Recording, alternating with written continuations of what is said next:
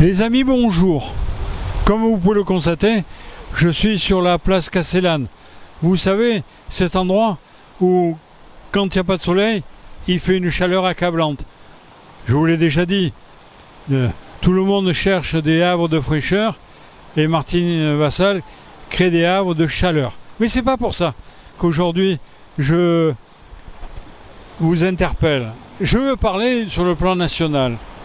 Il paraît que nous avons un nouveau Premier ministre. Je ne sais pas si vous le connaissez, moi je cherche encore à le connaître. Certains me disent que c'est un clone de Macron. D'autres me disent que c'est un avatar de Macron. Ouais. Bon, pourquoi pas. Mais si c'est pour faire la même politique que Macron, c'est pas la peine. Il va rien réaliser, il va rien monter. Comment va-t-il constituer son prochain gouvernement? Avec tout le monde et n'importe qui?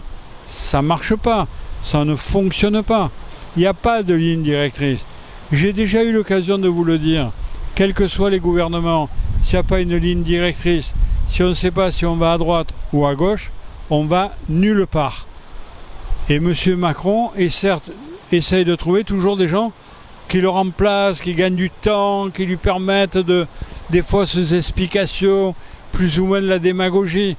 Quand on explique que pour économiser 44 milliards d'euros, on va réduire les avantages des anciens premiers ministres. Pourquoi pas des anciens présidents de la République aussi? Mais ça fait quoi? À peine quelques petits millions qu'on peut récupérer. Supprimons les privilèges. Pourquoi pas? Mais enfin, on n'est pas à la hauteur. Il faut arrêter de prendre les enfants des bons dieux pour des canards sauvages. C'est du saupoudrage. C'est de la poudre aux yeux. Ça ne sert à rien tout cela. Il faut vraiment renouveler, changer ce pays, réformer ce pays. Pour cela, pour moi, il n'y a qu'une solution. Retourner devant la population, devant les électeurs et leur dire de choisir un nouveau président de la République.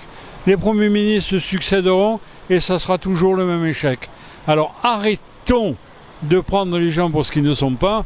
Et M. Macron, même si vous n'êtes pas de Gaulle, et de loin vous n'êtes pas de Gaulle, assumez vos responsabilités. Il y a 85% de la population française qui ne vous veut plus. Partez, partez, partez. C'est le mot du cœur, c'est le mot du peuple. Et enfin, peut-être, on retrouvera un avenir pour la France.